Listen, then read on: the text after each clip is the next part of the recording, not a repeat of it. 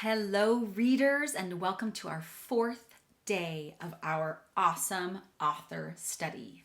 We are looking at the author Andrea Beatty, and we have read three awesome books now. Iggy Peck, Architect, Rosie Revere, Engineer, Ada Twist, Scientist, and now we are reading Sofia Valdez, Future, Prez. So we talked about how all of her titles have the first name and last name of her characters, Sofia Valdez, and then the thing that they want to be or the thing that they sort of aspire to be when they grow up. So in this case, Future Prez. So this is by Andrea Beatty, and the illustrations are by David Roberts. Sophia was a baby who got things done, helping her family before she turned 1. Wow, look at her there. She's watering a plant. She and Abuelo went out every week to help elderly friends around Blue River Creek. So Blue River Creek, remember, they're all these characters and all these books take place in the same setting, which is kind of fun. Who couldn't get out and about on their own, and with no place to gather, were stuck home alone. So she looks like she's a real do-gooder, huh? She wants to help people. So she and her abuelo, her grandpa, are bringing groceries to elderly friends who maybe can't get out and about and do their own shopping. Raking the leaves, taking pets for a walk, or just dropping by for a treat and a talk. Sofia Valdez did as much as she could for her family and friends and her whole neighborhood. A dreamer, a doer, a real-life go-getter. Most people like good, but Sofia liked better. So she is just doing all of these kind acts for people. It's a really good person. Each morning, Abuelo walked Sophie to class. They walked home again along Blue River Pass, making plans, munching cookies, Abuelo and girl, except for that Tuesday when Pup saw the squirrel. With a howl, Pup took off, racing all through the town, over, under, beneath, and around. Sophia scrambled to try to keep up with the hollering man and the bellowing pup. So you see I like how she drew or she wrote the words in this crazy kind of semicircle to show that it's chaos. The dog is running after a squirrel. And here they go up this giant mountain of trash after the dog who's after the squirrel. Up the squirrel ran to the top of a hill made of leftover junk for the local landfill. They reached the tip-top of that mountain of trash, which jiggled and broke with an ear-splitting crash. Down they all tumbled and hit with a thud on a moldy old pumpkin surrounded by mud. Ouch, cried Abuelo. He struggled to stand. A dangerous mess, he said, grasping her hand. Poor Abuelo. Look, he's gotten hurt. The next day, Sofia walked to school solo, but it wasn't the same without her Abuelo. This is not right, declared young Sofia, who glared at Mount Trashmore and got an idea. We know she's a doer, so we know she's going to come up with an interesting plan to solve this problem, isn't she? And we know that these books always have problems and they always have solutions. So we'll add that to our column of what we see in our books for our author study. The very next morning at dawn, she planted a sign at the front of the lawn.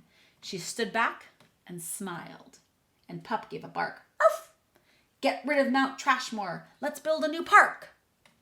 Ooh, what a great idea. Get rid of that stinky trash and put a park in there. That's way better.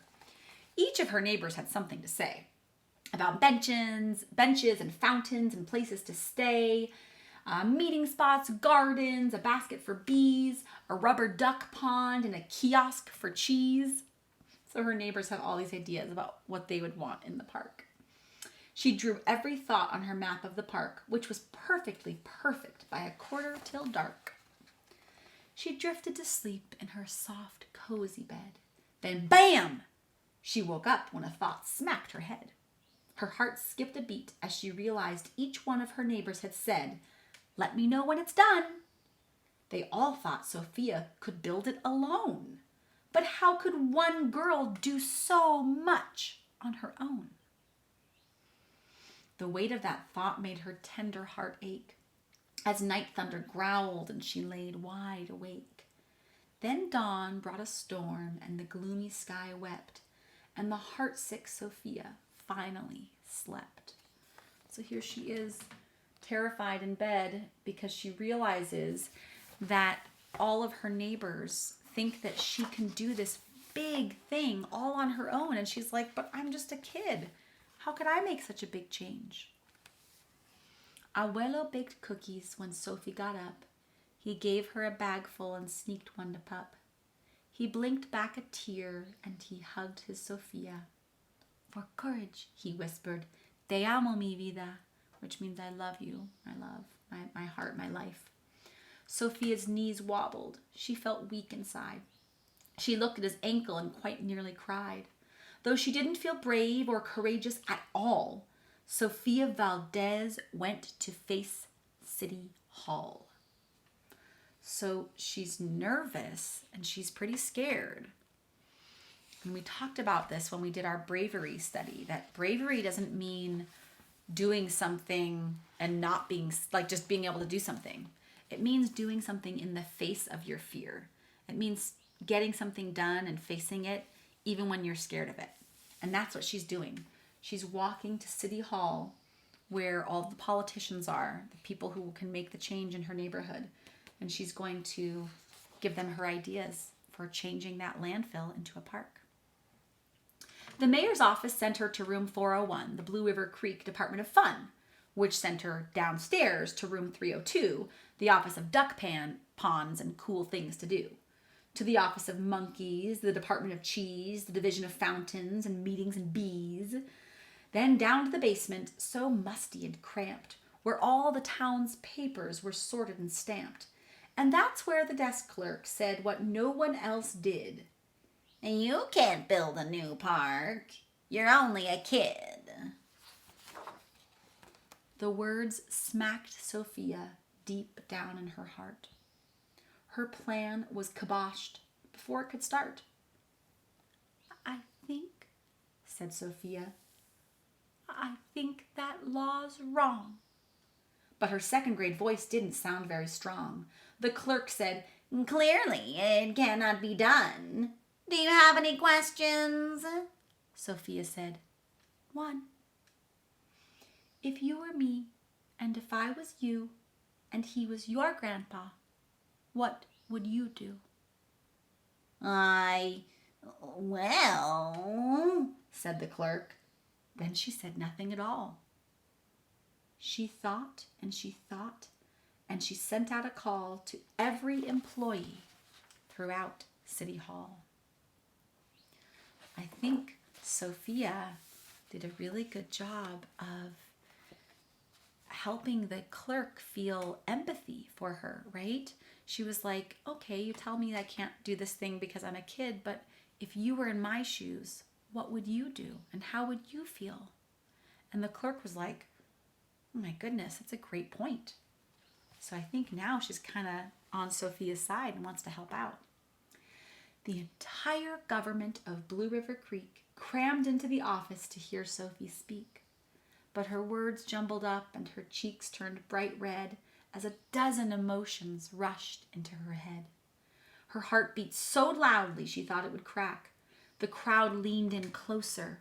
Sophie leaned back. Then her arm brushed the edge of the old cookie sack, and that was the moment when Sofia first knew being brave means doing the thing you must do. Though your heart cracks with fear, though you're just in grade 2. Oh, I love that. See, that's exactly what we were talking about.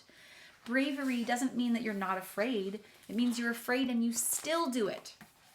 She took a deep breath, looked the mayor in the eye, and though her knees wobbled and held her head high, Sofia started talking, She spelled out her plan and why it all mattered and how it began. And once she got rolling, she had lots to say about meeting spots, monkeys, and places to play, and other ideas for things they could do to help the town elders and other folks too. She had thoughts on the library, thoughts on the zoo, and perhaps a way to combine the two. And look at this. These are the drawings of all of her amazing ideas.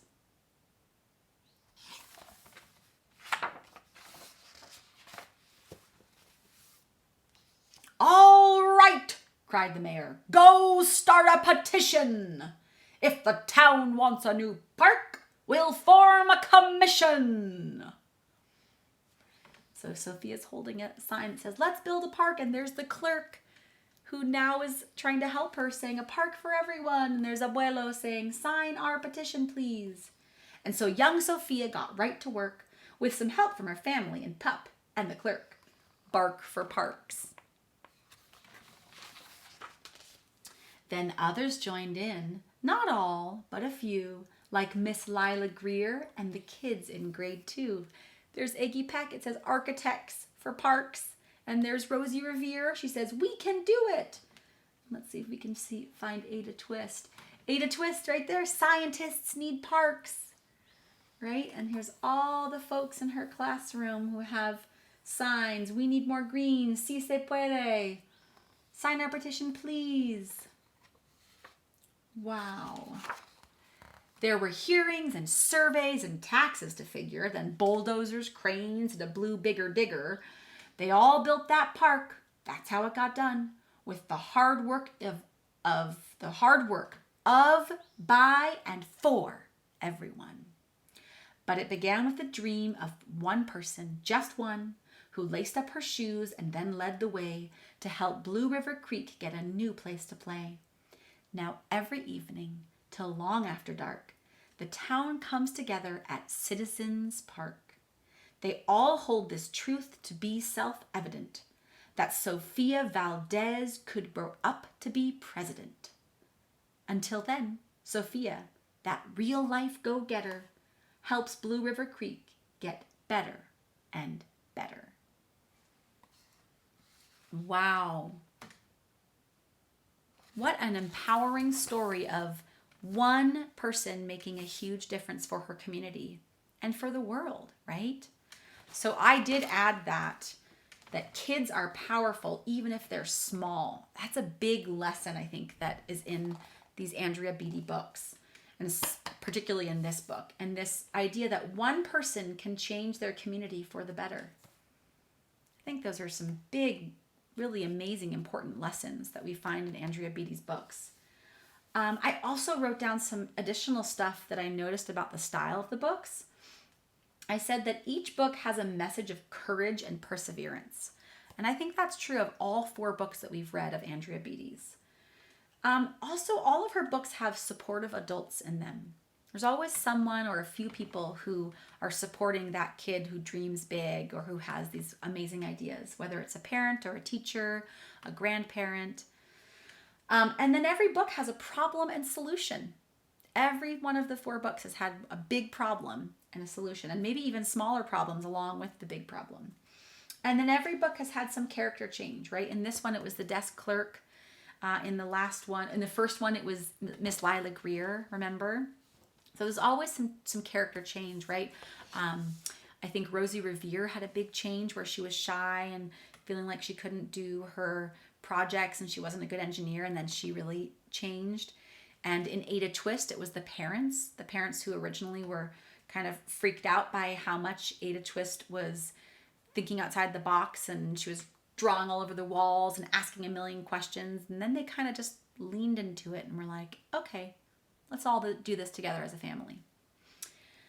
Some extra character traits I added were that these main characters are kind of big dreamers.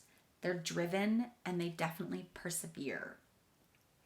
So we've got a really great chart here for Andrea Beatty books. And we just have one more day tomorrow. We're going to look at one last book of hers. It's actually a chapter book. So we'll look at that and then we'll complete our chart. But I think we've got a lot of wonderful stuff and we'll go over it all maybe tomorrow. But I've had such a fun time reading these books with you guys, and I'll see you tomorrow for our final day. Okay, readers, until then, be kind to yourselves. Bye.